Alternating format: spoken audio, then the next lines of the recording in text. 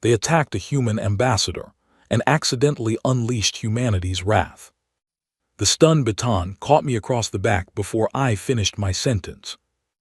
I did not see it coming. That was the part I would replay for weeks afterward, not the pain, not the cold floor rushing up to meet my face, but the fact that I had been mid-word. I had been saying, therefore, and then there was nothing but white light and the taste of copper and the distant sound of something heavy being dragged. My name is Cale Morrow. I am, or was at that moment, Earth's senior diplomatic envoy to the Keth Dominion. I had spent 11 years learning their language, their customs, their rigid and elaborate system of honor. I had memorized the 17 forms of greeting, the proper angle at which to lower one's head when speaking to a high arbiter, the correct way to fold a treaty document so that its seal faced the senior official's dominant hand. None of it mattered when they decided they wanted to send a message. The summit chamber aboard the Keth orbital station Kethvor had been cold from the moment I stepped inside. Not cold in temperature. The Keth preferred warm, dry air, and the room was set accordingly, but cold in the way that rooms full of people who have already made up their minds tend to feel. There were 14 Keth officials arranged in a semicircle before me. High Arbiter Voskreth sat at the center, his crest feathers fanned out in the posture that my cultural briefings described as authority on display. He was tall even for a Keth, nearly 2.5 meters, with iridescent gray plating along his neck and shoulders and eyes that were the deep amber color of old warning lights. I had met him once before, at a preliminary exchange near the neutral belt.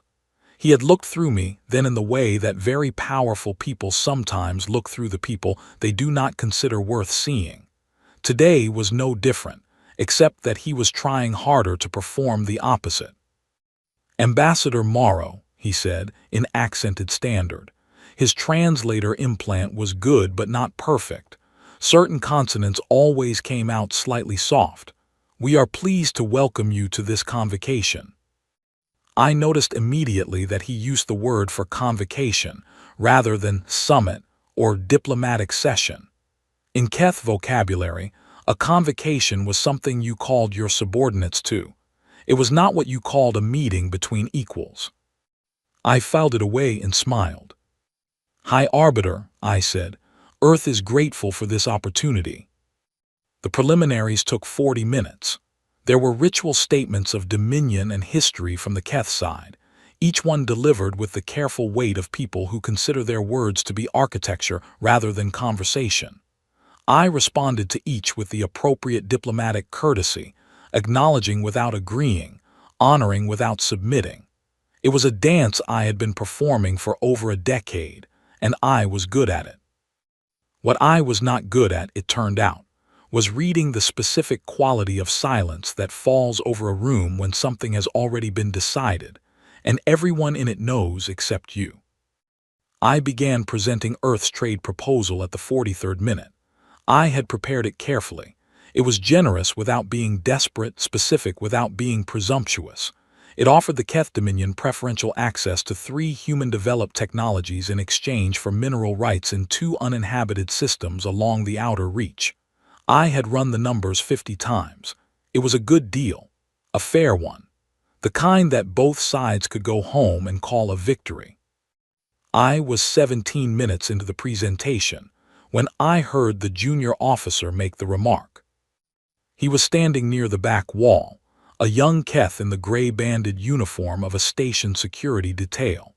He said something low and quick to the officer beside him, in the Keth dialect spoken in the Eastern Territories, a dialect I had specifically studied, because it was the one most commonly used when Keth officials did not want to be understood by outsiders. What he said, roughly translated, was this: "The small one has been talking for a long time. It would be easy to make it stop." I did not react. I kept speaking. I turned a page of my notes and continued describing the mineral yield projections for the outer reach systems without so much as a flicker in my expression.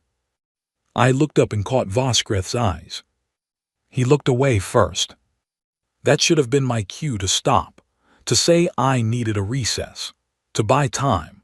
But I had been trained to trust the process, to believe that the rules held, that the decorative sash across my chest, the one that meant protected diplomatic envoy, galactic accord signatory, Tier 1 immunity, meant something. It meant something to Earth. It meant something to the 47 other species who had signed the accord. It apparently meant somewhat less to Voskreth at that particular moment. I was saying the word, therefore, when the baton hit. I went down on my left side. The data tablet skittered away across the polished floor. I remember thinking, with a clarity that surprise sometimes brings, that the floor was very clean. The Keth kept their station immaculate. There was not a scuff mark anywhere. Then someone put a second baton against my shoulder, and everything went white again and stayed there. I do not know how long I was out. It was not long enough to dream. When I became aware of myself again, I was being moved. My wrists were bound behind me with something that was not quite rope and not quite wire, but which had the same opinion of my circulation either way. The ceiling above me was moving. No, I was moving, being carried or dragged through a corridor that smelled of recycled air and machine oil. I did not struggle. There was no point in struggling. I did inventory instead. Ribs on the left side, tender, possibly cracked, not broken. Lip split on the right. A ringing in my left ear that suggested the first baton had clipped me closer to the temple than I initially thought. No serious damage. Nothing that would not heal. My comm implant, embedded below my right collarbone, had activated automatically the moment my vital signs spiked above distress threshold. It was broadcasting. It had been broadcasting since before I hit the floor. The Keth did not know about the implant. That was the point. They deposited me in a small room with a single bench, a sealed viewport, and a door that locked from the outside with a sound like a vault. The two guards who had carried me in set me on the bench without particular roughness, not gentle, but not theatrical about it either. They left without speaking. I sat in the quiet and breathed carefully and thought about what came next. I thought about the implant signal, and who was receiving it, and how long it would take to reach the right ears, and what those ears would do when it did. And I thought, with something that was not quite satisfaction, but lived in the same neighborhood, about the look on Voskreth's face when he had turned away from my eyes. He had looked away because something in my expression had told him, without words, that he had made a very serious mistake. He had not understood what kind yet. He would. They thought they were sending a message to Earth. They had no idea what they had just set in motion. The first hour in the cell was quiet. I used it to finish my inventory. The bench was made of the same composite material as the corridor walls, smooth, faintly warm, resistant to being used as a tool in any meaningful way. The viewport was sealed, a thick panel of something that was either reinforced polymer or low-grade crystal. Through it, I could see a wedge of open space, stars, distant and steady, the slow rotation of the station carrying them in a gentle arc across my field of view. I watched them and breathed and waited for my ribs to decide whether they were cracked or merely bruised. Bruised, I concluded. It hurt to breathe deeply, but the pain was broad and diffuse rather than sharp and localized. I had cracked ribs once before, on a hiking trail in Norway when I was 23, and they had felt like someone was pressing a heated blade between my ribs each time my lungs expanded. This was not that. This was just pain, ordinary and manageable. I was good with pain, not because I was exceptional. Most people are better with pain than they expect when they have to be. I was good with it because my father had told me, when I was 8 years old and had just badly scraped both knees on the gravel outside our house in Bristol, that pain was information. It tells you something happened, he said, pressing a cloth against my knee with the unhurried calm of a man who had seen much worse. You listen to it, you understand what it's telling you, and then you decide what to do next. You don't argue with it. You don't pretend it's not there, you just work with it. I had spent the rest of my life finding that advice applicable in contexts my father could not have imagined. The implant was still broadcasting. It would broadcast for 72 hours on its internal charge, and I was less than 1 hour into that window. The signal was compressed, encrypted, and routed through a frequency that Keth scanning equipment was not configured to detect, not because Earth intelligence had specifically targeted Keth sensor profiles, but because the implant used a human-developed frequency band that the Keth had never bothered to map. Why would they? Humans were new. Humans were small. Humans were, in the estimation of most Keth officials, a species of limited consequence. This view was common throughout the older spacefaring civilizations. It was not malicious, exactly. It was the particular blindness that comes with having been powerful for a very long time. The Keth Dominion had been navigating interstellar space for 400 years before humans left their own solar system. They had seen dozens of species make first contact, sign the accords, settle into their appropriate tier in the galactic order. Most of those species stayed in their tier. They traded, they negotiated, they grew slowly and carefully and never made too much noise. The Keth had looked at humanity and seen another one of those species. They were not entirely wrong. We were new. We were small by the standards of interstellar civilization. We had only been genuinely spacefaring for 60 years, and our territory was modest, a dozen settled systems, a scattering of outposts, a thin but growing web of trade routes. What the Keth had missed, what almost everyone missed at first, was the specific texture of human smallness. We were new, yes, but we were new the way a river is new to a valley it has just found. We were not limited by nature. We were limited by circumstance, and circumstance was a thing that changed. I sat on the bench and watched the stars rotate and thought about none of this consciously. I thought about it the way you think about the foundations of a house when you are sitting in a room. It was simply there, beneath everything, requiring no active attention. What I was thinking about consciously was the guard outside my door. I could not see him. The door had no window, but I could hear him, a faint, rhythmic shift of weight every few minutes, the occasional quiet sound of his equipment settling. He was young, from what I could tell by the sound of his movement. Young Keth soldiers moved with a certain self-conscious deliberateness, as if they were always slightly aware of being watched. Older ones moved with the careless efficiency of people who had stopped performing competence and simply had it. After approximately 90 minutes, the door opened.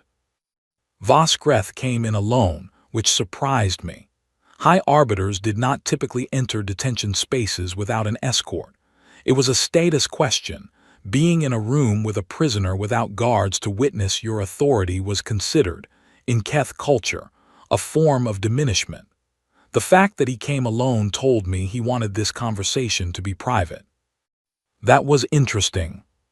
He stood in the doorway for a moment, looking at me. I looked back. I had cleaned my face as best I could with my bound hands. There was a dried streak of blood from my lip across my chin that I had not been able to reach, but otherwise I was composed. I sat with my back straight and my hands resting as comfortably as the binding allowed, and my expression set to the particular neutral that 11 years of diplomacy had refined in me.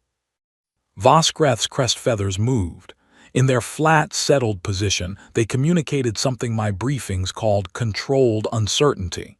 He was not afraid. He was calculating. "You are comfortable," he said.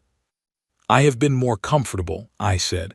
"I have been less comfortable. This is somewhere in the middle." "The action taken today was necessary," he said. "Your proposal represented an unacceptable encroachment on Keth sovereign interests. The message needed to be clear." "What message, specifically, did you intend to send?" "That the Keth Dominion does not negotiate from a position of pressure. That certain terms are not acceptable regardless of how they are presented." I nodded slowly. "And who are you sending this message to?" "To Earth, to your diplomatic command." "I see." I paused. High Arbiter, do you know what an Article 7 declaration is? His crest feathers shifted again. A very slight movement, barely perceptible. But I had spent 11 years learning to read very slight movements in Keth physiology, and what that movement communicated was, "No, but I am not going to say that out loud." "It is a legal instrument," I said, answering my own question since he clearly preferred not to respond. "It is part of the Galactic Accord framework, specifically the section governing the treatment of diplomatic personnel. When a signatory state violates the protections afforded to a diplomatic envoy, physically, as opposed to merely rhetorically, the envoy's home state is permitted to file an Article 7 declaration. This declaration has several effects. It formally places the violating state in breach of the accord. It releases the declaring state from all non-aggression obligations with respect to the violating state, and it notifies all other accord signatories of the breach, triggering their own review of diplomatic relationships with the violating party." Vosgreth said nothing. "Earth has been a signatory to the Galactic Accord for 31 years, I continued. "We have never filed an Article 7 declaration. In fact, no human diplomatic mission has ever needed to file one, because in 31 years of interstellar diplomacy, no one has done what you did today." The silence in the small room was very complete. "I mentioned this," I said, "not as a threat but as context. You said you needed to send a message. I am telling you that messages travel in both directions." Vosgreth studied me for a long moment. Then he said, "Earth will send a formal protest, perhaps impose minor trade restrictions. This is the expected response to a diplomatic incident." "Is that what you expect?" "It is what your history suggests." I looked at him for a moment. Then I said, "High Arbiter, our history is considerably longer than you may have studied." He left without responding. 2 hours later, a Keth communications officer burst into the outer corridor with news. I could not hear the specific words through the door, but I could hear the pitch of the officer's voice, the tight, controlled sound of someone delivering information they know the recipient does not want. I heard Vosgreth's response.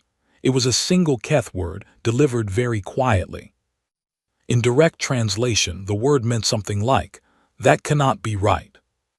I looked out the viewport at the stars. They were still rotating slowly, steadily, indifferent to everything. But between two of them, at a distance I could only estimate, there was a cluster of lights that had not been there before.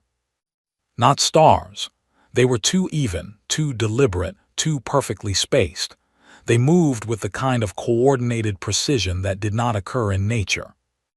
I sat back on the bench and let out a slow breath.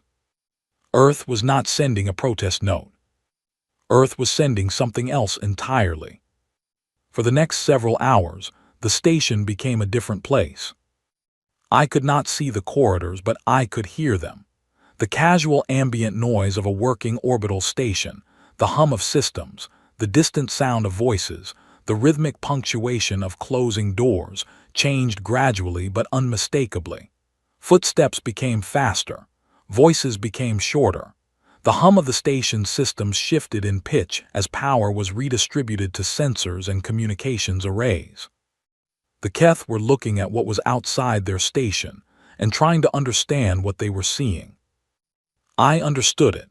I had been briefed on Earth's response protocols for exactly this scenario, though I had believed, going into the summit, that it was the kind of briefing you absorbed without ever expecting to use.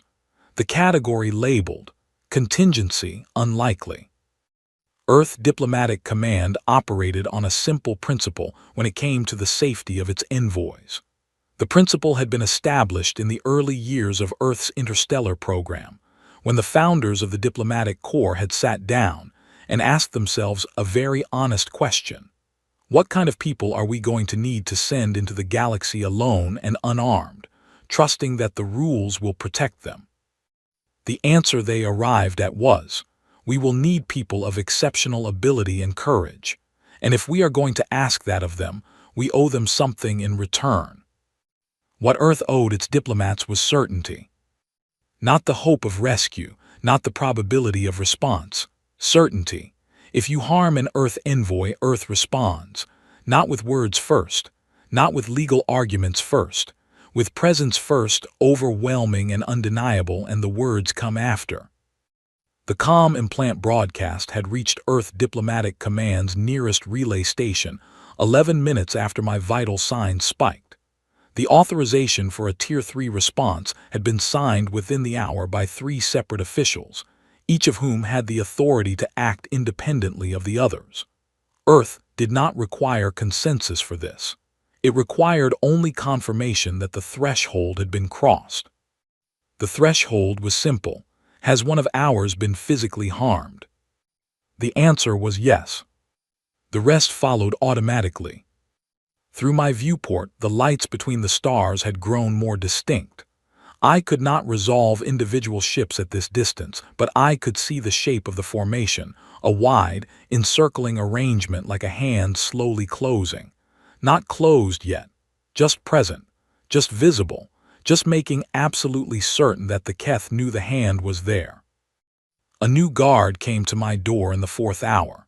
He was younger than the one who had been there before, barely past his marking, by the look of his neck plating, which had not yet developed the full iridescence of adult Keth.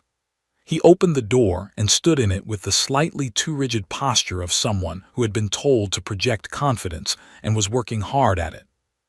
He looked at me for a moment. Then he said in careful standard, "You are not afraid." It was not quite a question.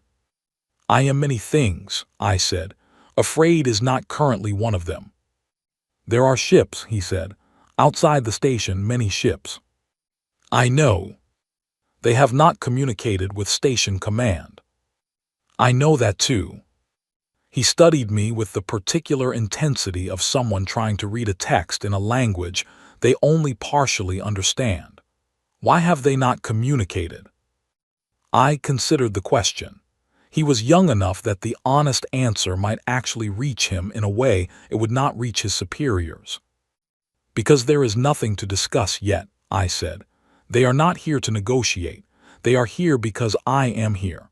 Once I am somewhere else, then there will be things to discuss. And if station command does not release you..." I looked at him for a moment. "Then the things to discuss will be considerably fewer and less pleasant." He closed the door again, but not before I saw his crest feathers do something I had only ever seen in one other context, a Keth cultural documentary I had studied during my 2nd year of training. The movement was called, in their own terminology, something that translated loosely as the acknowledgement of a consequence that cannot be escaped. It was the expression, as best as human translation could capture it, of understanding that one's leadership had made a very serious error, and that the results of that error were now arriving. The young soldier understood what his superiors were still refusing to accept. The ships outside were not a threat in the conventional sense. They were not there to intimidate or to posture or to establish a bargaining position. They were there the way the tide is there, not angry, not theatrical, simply inevitable. Simply the direct result of a thing that had been put in motion and could not now be stopped. In the 5th hour, Voskreth came back. He looked different from the first visit. The careful performance of authority was still present, the set of his shoulders, the deliberate pace of his entry, but something underneath it had shifted. His crest feathers were held in a position my briefings had not specifically catalogued, which I took to mean that what he was feeling did not have a standard social expression. It was something new, or something rare enough that the cultural documentation had not bothered to name it. I would later describe it, in my incident report, as the expression of a person who has just realized the scale of the thing they have underestimated. "The fleet outside," he said, "it is Earth's." "Yes." "How many vessels?" "I don't know exactly," I said. "I cannot see clearly from here, but the formation suggests a Tier 3 response deployment. That would typically involve between 15 and 20 vessels, depending on proximity of assets at the time of the alert. Voskreth was quiet for a moment. I watched him process this. The Keth Dominion's military capacity was substantial by the standards of the outer systems. They had warships. They had defensive platforms. They had the history and experience of centuries of interstellar power. They had none of that experience with Earth, specifically, and that was the gap that was costing him right now. "What do they want?" he said. "They want me," I said. "That is the only thing they want right now. Everything else comes after. And if we were to arrange for your release, then they would receive me and confirm my condition, and then the diplomatic process would begin, which is a different and somewhat less alarming process than the one currently underway." He looked at me for a long moment. "You said that messages travel in both directions." "I did." "What is the message that Earth is sending?" I thought about how to answer that. There were several ways to frame it, and several of them were true. I chose the one that seemed most useful for him to hear. "The message," I said, "is that Earth takes care of its people. That is all. It is a simple message. We did not come to the galactic community to be powerful or to be feared. We came to be part of something larger, but we have a rule, and the rule is old, and we do not make exceptions to it. You do not harm the people we send, not because of what the Accords say, because of what we are." Voskreth said nothing for a long time. Then he said, "What are you?" I looked at the viewport, at the lights that were not stars. "We are a species that has been at war with itself for most of its history," I said quietly. "We know exactly what we are capable of when we decide something matters enough. We built the diplomatic corps because we wanted to be something better than that, but we have not forgotten what that is, and we do not like to be reminded." I looked back at him. "You reminded us," I said, quite clearly. The silence that followed was the longest of the entire ordeal. Voskreth left, and this time he did not come back himself. 2 hours later, the door opened and a different official entered, younger, lower ranked, holding a document in both hands with the careful reverence of someone carrying something fragile. He told me, in very formal Keth, that the High Arbiter was prepared to authorize a temporary cessation of the current arrangement, pending the development of a new diplomatic framework. It was the most elaborate way to say, "We are letting you go," that I had ever heard. I stood up. My ribs objected. I thanked him in formal Keth, which visibly startled him, and I walked out of the cell under my own power with my back straight and my pace measured, and I did not look back. The corridor outside was very empty for a working station. The Keth personnel who were present found other directions to look. I walked toward the docking section, and with every step, the sound of the station changed around me, quieter, more careful, the kind of quiet that falls when everyone in a room has just understood something they did not understand before. I had spent 11 years studying the Keth. In those final minutes of walking through their station, I believe the Keth spent a little time studying us. The docking bay doors were already open when I arrived. I do not mean that someone had opened them for me, or that they happened to be in use. I mean that they were open in the specific way that indicates the arrival of a shuttle that is docked with absolute precision, and without requesting permission to do so, because the people aboard it had decided that permission was not the relevant question. The shuttle sat in the bay like a statement. It was a standard Earth diplomatic transport, compact, gray-hulled, marked with the Earth Accord insignia in clean white along the side. Nothing dramatic about its appearance. It did not need to be dramatic. The 17 warships in the formation outside handled that part. 3 people stepped out. The first was a medic named Oliver. He was perhaps 30, calm-faced, carrying a field kit with the relaxed competence of someone who had done this before and was not particularly stressed about it. He walked directly to me, made brief eye contact, and said, "May I?" before he did anything else. I nodded, and he began a quick assessment without fanfare, checking my eyes, pressing carefully along my ribs, looking at the split in my lip with a small light. The second was a woman I did not immediately recognize, tall, perhaps 50, in the dark jacket of the Earth Legal Division, with a rank insignia I had to look at twice. Her name badge read N. Aldridge, and she was holding a datapad in the manner of someone who had arrived to do a job and was already midway through doing it.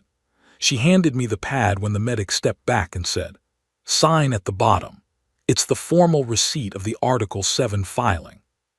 Your signature confirms you were the affected party." I signed. The third person did not speak immediately. She stood slightly apart from the other two, and she was the one the Keth personnel remaining in the docking bay kept looking at, even though she was doing nothing in particular. She was somewhere in her mid-50s, with the kind of face that has spent decades being the last face people look at before they reconsider a decision. Her name was Colonel Sira Akafer, and she was the commanding officer of the Diplomatic Protection Fleet currently arranged around the Keth Orbital Station. She looked at me for a moment, then she nodded once. It was the smallest possible gesture. It contained, in that smallness, everything that needed to be said between two people who understood the situation completely and did not require performance or elaboration. "We've got you, you're all right, let's go." I nodded back. We walked to the shuttle. The Keth did not stop us. The Keth did not speak. The Keth barely breathed. From what I could tell, the dozen or so station personnel in the docking bay had achieved a collective stillness that I had previously associated with prey animals in the presence of something they did not know how to categorize. The shuttle bay doors had not been closed behind us. As we crossed the floor toward the ramp, I looked up and saw, through the open bay doors, the formation outside the station. 17 ships. I had been told the number, but seeing it was a different thing. They were arranged in a wide perimeter around the station, evenly spaced, each one facing inward. From the inside of the formation, it would have looked like being at the center of a slowly tightening circle. Not aggressive, precisely. They were not in an attack configuration, but not passive either. It was the posture of something that has made a decision and is waiting with perfect patience for the correct moment to act on it. None of them had fired anything. None of them had issued warnings. None of them had demanded anything from the station. They had simply arrived and arranged themselves, and in doing so they had communicated everything that needed to be communicated without a single word. We boarded the shuttle. The ramp retracted. The engines quiet, efficient, the kind that did not make noise for the sake of seeming powerful, moved us back from the dock and out into the formation. As we cleared the station's outer hull, I had a full view of the arrangement for the first time from the outside. From this angle, the 17 ships looked like a net that someone had thrown very carefully over a very specific point in space. The station sat in the middle of it, unchanged, still rotating at its standard rate, still functioning. But the net was there, and the net was human, and the Keth inside the station now knew something about Earth that they had not known before.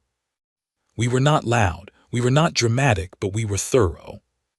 Akafer took the seat across from me in the shuttle's small passenger bay. Oliver had begun the more detailed portion of his examination, pressing the edge of a scanner along my ribs with practiced efficiency. Aldridge was already writing on her datapad, fingers moving quickly, composing something that was probably the first in a long sequence of formal legal documents that would follow this day.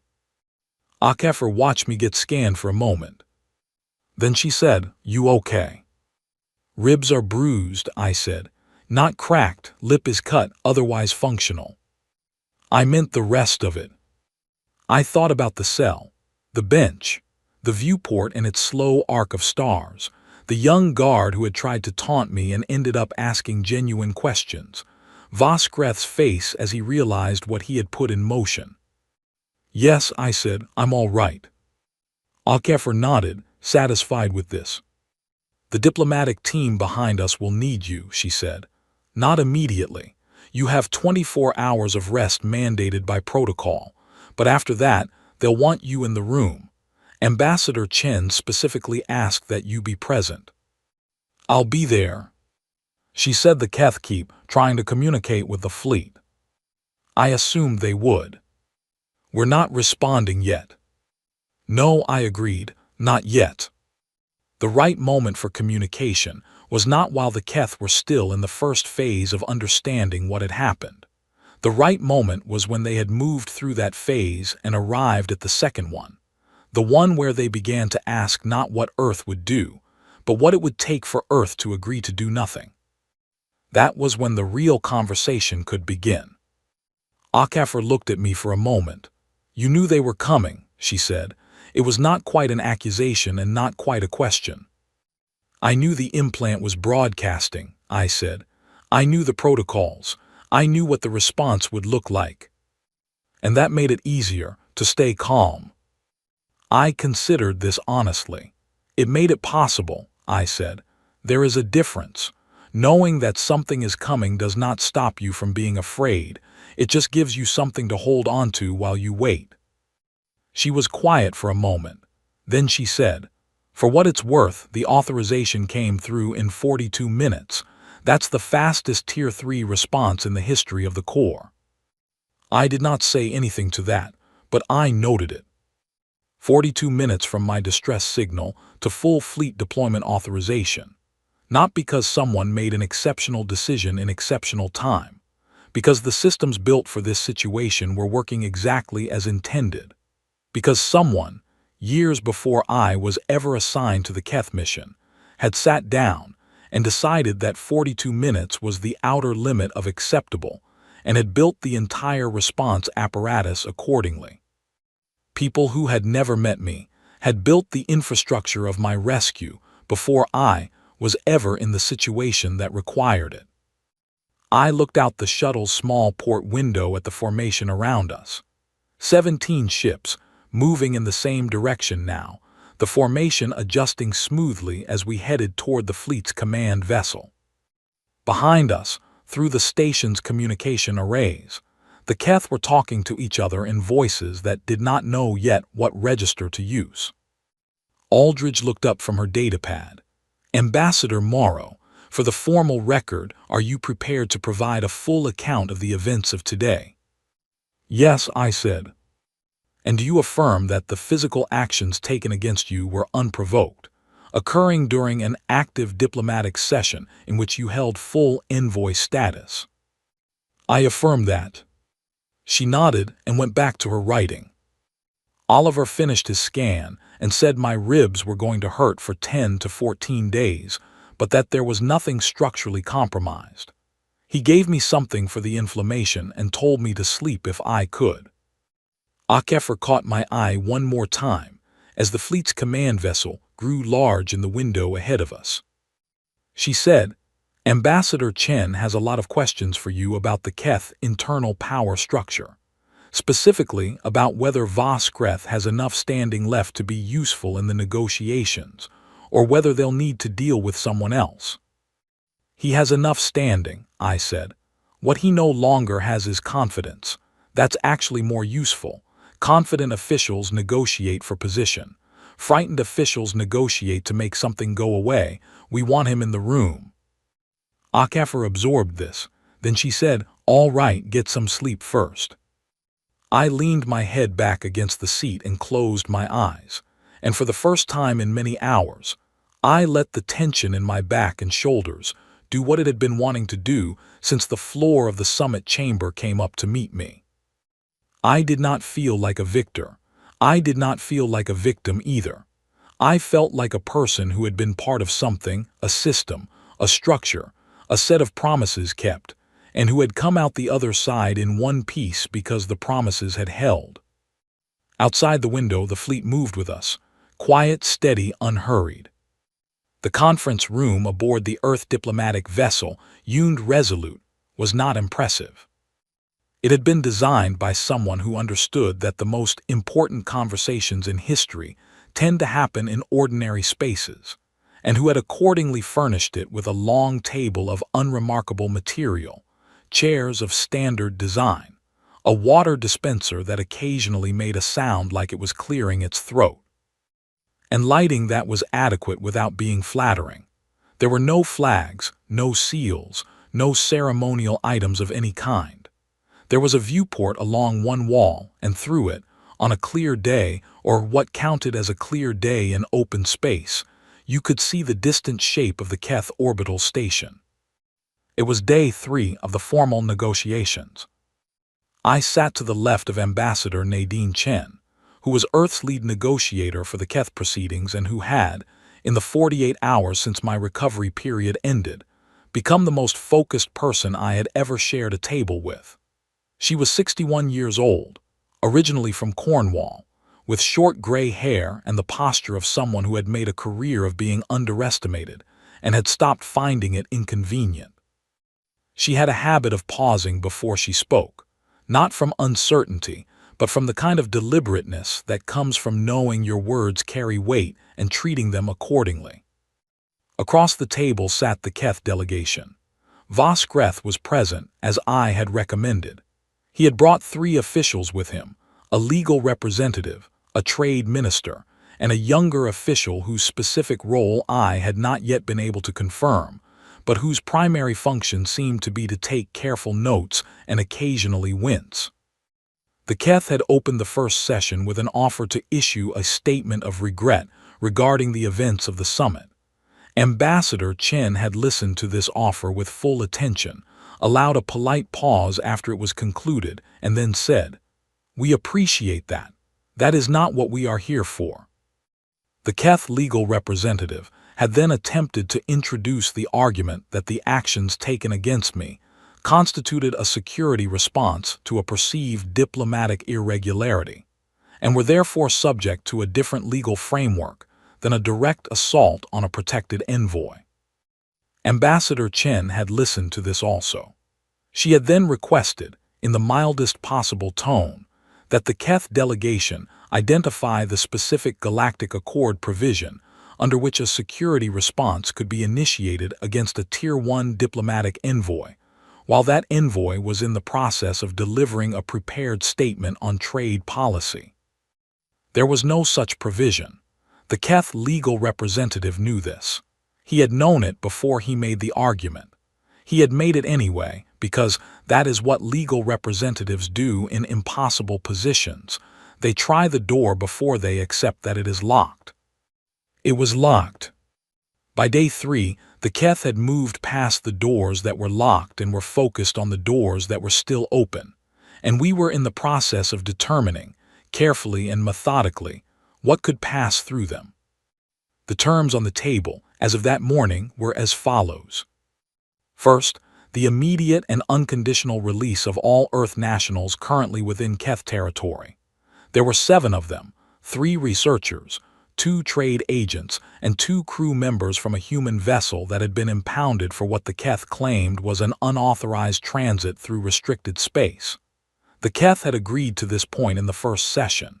It was their opening concession, intended to demonstrate good faith. It was also, frankly, the easiest thing we had asked for, and both sides understood that. Second, the formal enshrinement of diplomatic immunity for Earth envoys in Keth domestic law, not merely in Accord treaty text. This was the point the Keth found most uncomfortable, because it required them to write something into their own legal code, not merely to sign an external document, but to change themselves, internally, in a way that would outlast the current crisis. The Keth legal representative had spent considerable energy trying to find a version of this that did not require them to use the word inviolable in their domestic statute. Ambassador Chen had declined to help him find that version. Inviolable stayed in the text. Third, the public acknowledgement broadcast. This was the one that had caused the most difficulty. It was, in some ways, the simplest, a single transmission, sent on the standard Accord communication band to all Accord signatory states, confirming that the Keth Dominion had violated envoy protections under Accord Section 9, and that the matter had been resolved through the Article 7 process. 200 words, a matter of public record. The Keth did not want to send it. I understood why. In the interstellar community, reputation was a material thing. It had tangible effects on trade relationships, on alliance structures, on the willingness of other species to engage in diplomatic contact. A public acknowledgement of an accord violation was not just a formal record. It was a mark that other species would read and consider when deciding how much to trust the Keth Dominion with their own diplomatic personnel. Vosgreth, who had been largely quiet for the first 2 sessions, spoke directly on this point for the first time in the 3rd session. "This announcement," he said, addressing Ambassador Chen rather than me, which I noted as a deliberate choice, "is punitive in nature. It will cause lasting damage to the Dominion's standing in the community. The practical effect of the first 2 terms we have accepted is sufficient to address the injury that occurred. This 3rd term serves no purpose except to injure us in return." Chen looked at him for a long moment. Then she said, "High Arbiter, may I ask you a question?" "You may." "Suppose that in 10 years, a member of another species sends their diplomatic envoy to a Keth summit. Suppose that envoy is young, perhaps newly appointed, perhaps somewhat nervous about this particular assignment. That envoy will know, if this record exists, that the Keth Dominion once harmed an Earth envoy, and that the consequences were significant, and that the matter is part of the permanent record. What will that young envoy feel?" Vosgreth said nothing. "They will feel," Chen continued, "that there is a precedent, that there is a response, that the rules they are trusting to protect them are not theoretical. The public record is not a punishment for you, High Arbiter. It is a protection for every diplomatic envoy who walks into a difficult room after this one. It is proof that the system works." I watched Vosgreth absorb this. I watched him look for the argument against it and not find one because there was none. What Chen was saying was accurate. She was not performing moral authority, she was describing a mechanism. The young official beside Vosgreth had stopped taking notes. Vosgreth looked at the table for a moment, then he looked at me. This was the first time in the formal proceedings that he had directed anything at me specifically. I met his eyes and held them, and I kept my expression neutral, because this was not the moment for anything else. "Ambassador Morrow," he said, "is this the justice your civilization requires?" I thought about the answer carefully, not because I did not know what to say, but because what I said here would be in the formal record alongside everything else, and it deserved to be said correctly. "It is not about justice," I said. "Justice is what happens after something goes wrong. We are not interested in what happens after. We are interested in what happens before. The record exists so that the next person who sits where I sat does not have to." Vosgreth was quiet for a long time. Then he said, to the room in general but with his eyes still on me, "We will review the text of the announcement." It was not agreement. It was the thing before agreement, the moment when a person stops arguing against a thing and starts trying to figure out how to accept it without losing everything. We had been in session for 6 hours. Chen called a recess. In the corridor outside the conference room, she poured herself water from a dispenser near the wall and drank half of it. Then she looked at me. "Good answer," she said. "It's the true one. The true ones are usually the good ones. That's not as common as people think." She considered the viewport at the end of the corridor, the Keth station still visible in the distance. "He's going to agree to it." "I know. He'll ask for minor modifications to the announcement text, phrasing that softens the description of what happened without changing the substance." "That's a reasonable ask," I said. "We can give him that." Chen nodded. "We can give him that." She finished the water. "After the signing, they're going to want to renegotiate the trade framework, the one you were presenting when all this started." "I know. Will you be willing to lead that? It'll take months, possibly longer." I thought about the summit chamber, the clean floor, the cold geometry of the room, the baton and the taste of copper. I thought about the cell and the viewport and the slow rotation of stars. I thought about the 3 people who had walked off a shuttle and walked out with me, saying almost nothing, because there was almost nothing that needed to be said. "Yes," I said, "I'll lead it." Chen looked at me with something that was not quite a smile and not quite surprise, but lived somewhere between the two. "I'll have you know," she said, "that 3 separate officials in diplomatic command suggested we assign someone else for the follow-on work, give you a comfortable desk position while things settled. And I told them you were the most qualified person for the assignment, and that if they disagreed, they were welcome to justify their position in writing and submit it to the review board." "What did they say?" "Nothing, because they knew I was right." She set down the cup. "Ready." I straightened my jacket. The ribs still hurt. Oliver had said 10 to 14 days, and it had only been 6. I breathed past it. "Ready," I said. We went back in. The session lasted another 4 hours. At the end of it, the Keth legal representative produced the formal signing document, a physical object, which was a Keth diplomatic tradition I had always found quietly appealing, and Voskreth signed it with the stylized mark of the High Arbiter's seal. Ambassador Chen signed for Earth, with her name in full and the date in both Earth and Galactic Standard notation. I signed as witness. When the document was complete, Voskreth looked at it for a moment. Then he looked up and across the table, and this time he was looking at me with something that I could not quite name. It was not respect in the conventional sense. It was not apology either. It was something more specific than either, the look of someone who has been taught something they would rather not have needed to learn. He said, "Ambassador Morrow, a question if I may." "Of course." "The fleet that arrived, the response, it was very fast." He paused. "Was it prepared in advance? Did your government know this would happen?"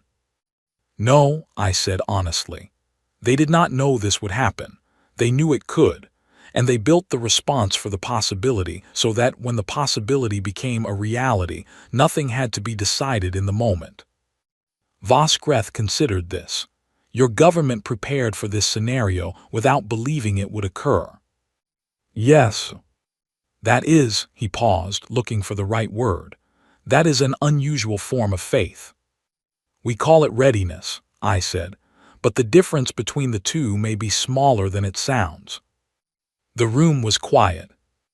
Chen gathered the signed document and passed it to Aldridge, who had been present throughout the final session in her capacity as the legal representative.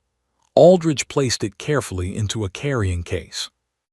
Outside the viewport, the 17 ships of the fleet had begun their dispersal 2 days ago, returning to their standard patrol routes and assignments. The Keth station was visible again as a single point of light, turning slowly in its orbit, going about its business. The document was real. The record would be filed with the Galactic Accord Secretariat within the week. The announcement would go out. The Earth nationals within Keth territory had already been released on the first day. It was done. I sat in the chair for a moment after Chen and the others had stood, collecting documents and preparing to leave.